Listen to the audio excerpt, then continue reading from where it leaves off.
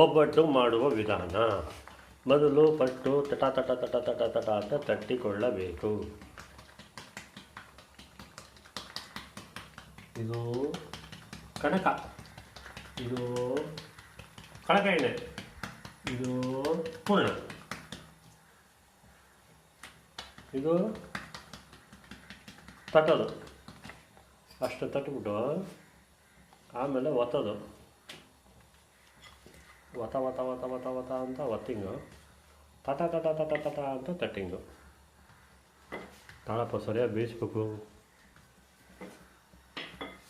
ಇದಕ್ಕೆ ಎಣ್ಣೆ ಹಾಕೊಂಡ್ಬಿಡ್ತೀನಿ ತಾಳು, ಹಂಗೆ ಹಾಕ್ಬೇಡ, ಎಣ್ಣೆ ಕೊಡು.